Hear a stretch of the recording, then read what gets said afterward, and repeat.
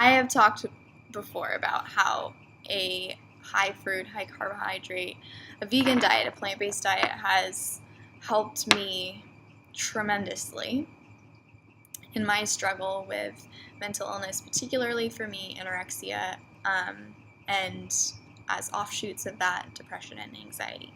But I want to talk about how the ethics of veganism have also helped me in that journey, in recovery from an eating disorder and from other mental illnesses. I've talked about how our, lack of self-worth basically is what allows us to engage in these really self-destructive practices, whether it's an eating disorder or any other kind of addiction.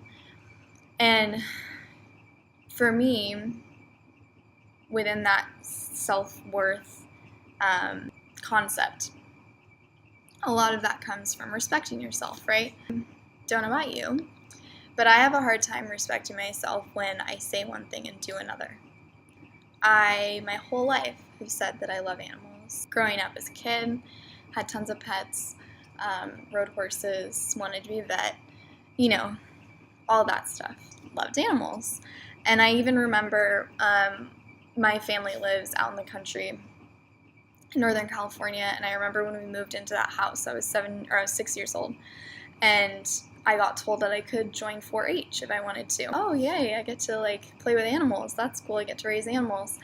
And then someone said, well, Hannah, you know what happens to those animals? You have to sell them and they're going to get killed for food. And I was just like, oh, God, no, I'm not doing that. But I still didn't, I was 6. I didn't get it that was, oh, well, then that means you probably shouldn't eat those animals that are being sold. So I kept eating animals. But I remember, too, growing up and having friends that were vegetarians or meeting people that were vegetarians or vegans. Vegan, I think I heard a lot less, but I definitely knew people that were vegetarian. I just remember always really admiring those people, whoever they were that came into my life at dinner parties or whatever, who didn't eat animals. And I always secretly wanted to be like them. Anyways, long story short, I think that knowing that I didn't want to eat animals but continuing to eat animals and saying that I loved animals but then consuming their exploitation and their suffering and their death really ate at me and gave me a very uneasy relationship with myself and my morals, because I knew that I wasn't living by them. I basically carried guilt around, rightfully so, about that, knowing that that I was not only standing by while someone else bullied another kid on the playground, but joining in. Really, I was participating in the bullying. I was eating the animals too. When I did stop eating animals, even if at the time I said that it was for health reasons, I was so relieved to find the health reasons. I felt like I had to justify not eating animals through some other means, some logical instead of emotional means. And thankfully I found the China study, and I found, all these other resources that showed me that that not only is it good for the animals, but it's good for us too. It was such a weight lifted off my shoulders, following through with that realization that you don't want to participate in that. It gave me so much self-respect. I felt like, yeah, I'm actually doing what I say I believe in, and what I say matters to me. I'm following through. I'm walking the talk, If you have blinders on about one thing in your life, it's going to be really something so basic too as your food, and animals that you have a connection with. If you're trying really hard to block that out, which you have to try, especially nowadays. It's right there. You can't turn away from it. I mean, you can. People are doing it still. But you have to try harder and harder to do so. But it's going to make it a lot easier to have blinders on about other parts of your life too. one of them being any kind of personal, mental, emotional work that you have to do on yourself.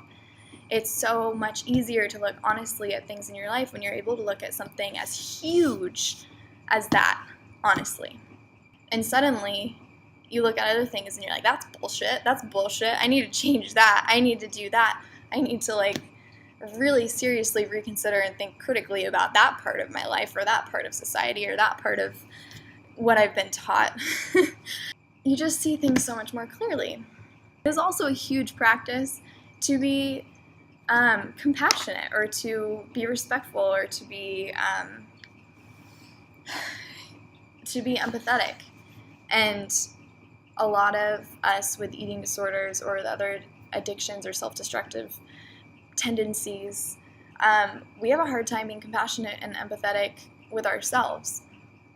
So practicing compassion or empathy or respect at least 3 times a day means that you're practicing a lot more. Practice makes perfect, right? So you're going to then be able to transfer that into how you treat yourself. Really, it's just win, win, win, win, win. Guys, just stop eating animals. It just doesn't help anything at all. It just makes everything worse. Everything. It's practice in respect, it's in practice in acceptance, it's a practice in looking at things honestly and with critical eyes. And it's a practice in following through with what you say and what you feel.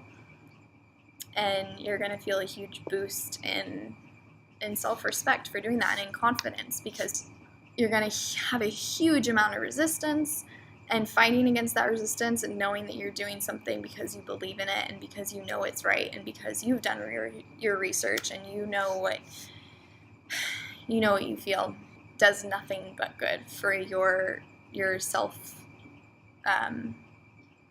respect and your self-worth and your confidence and just all those things that are so important in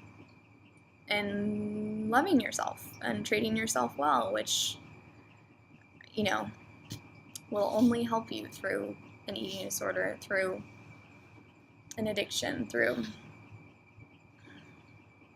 life. The ethics of veganism are important too, to recovery. And of course, the ethics of veganism are in and of themselves important and don't need to be justified by helping people recover, because they're justified by just respecting the damn animals and leaving them alone. But can also be beneficial to you too, your mental health. So that's my 2 cents worth. Okay, bye.